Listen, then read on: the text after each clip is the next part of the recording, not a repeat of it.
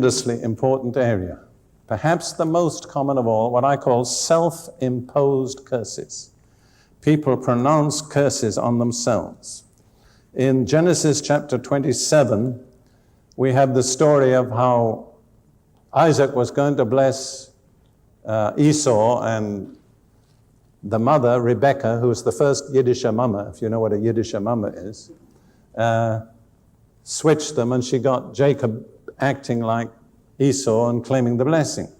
Jacob wasn't reluctant, but he was afraid, and he said this in verse 11.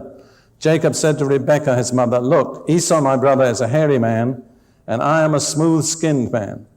Perhaps my father will feel me, and I shall seem to be a deceiver to him, and I shall bring a curse on myself and not a blessing." But his mother said to him, "Let your curse be on me, my son." She took on herself the curse that would have been due to Jacob. A self-imposed curse.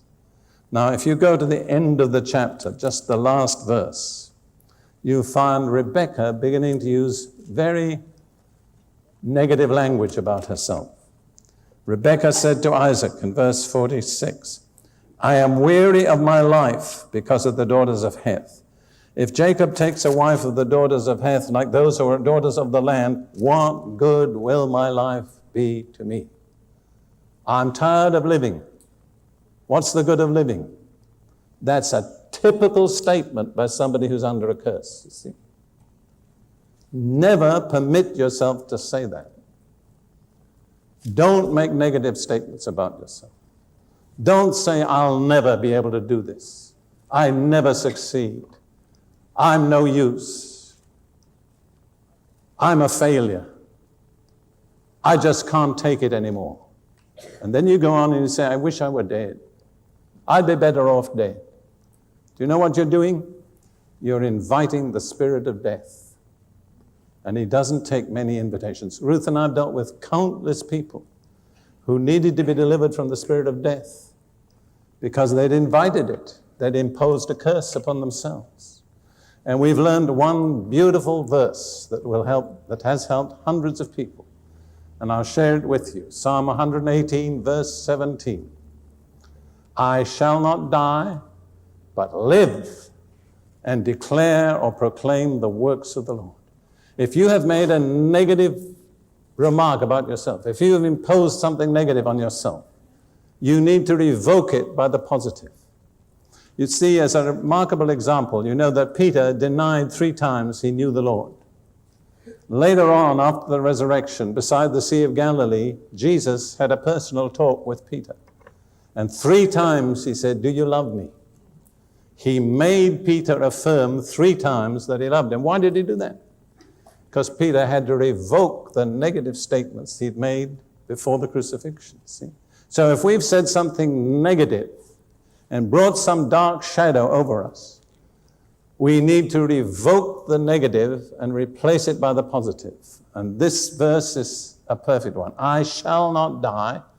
Doesn't mean you'll never die, but it means Satan's not going to kill you before your time. "I shall not die, but live and declare the works of the Lord." I think it would be good for all of us to say that. First time you say it after me. "I shall not die, but live and declare the works of the Lord." Now let's all say it together this time. "I shall not die, but live and declare the works of the Lord." Now once more. "I shall not die, but live and declare the works of the Lord." Now saying that may change the destiny of your life. All right, let's go on to another example, the great tragedy of the Jewish history. Matthew chapter 27. Jesus is before Pilate, and Pilate is willing to release him. And we read in Matthew 27, verse 24 and 25. "When Pilate saw that he could not prevail at all, but rather that a tumult was rising, he took water and washed his hands before the multitude, saying, 'I am innocent of the blood of this just person. You see to it.' And all the people answered and said, 'His blood be on us and on our children.'" What's that? a self-imposed curse. The great tragedy of Jewish history. And by those words, a strand of tragedy was woven into Jewish history, which has run for 19 centuries. What a lesson, not to say the wrong thing about ourselves. I pointed out to you in the previous session that God had protected Abraham against curses. He said, anyone that curses you, I will curse. There's just one area that God could not protect the Jewish people from themselves. See? And that's true in our lives many times. God can protect us from everything except what we say about ourselves. When you get 0 views or a few hundred views, you think the problem is in my short video, but actually it's not, because you upload shorts the wrong way.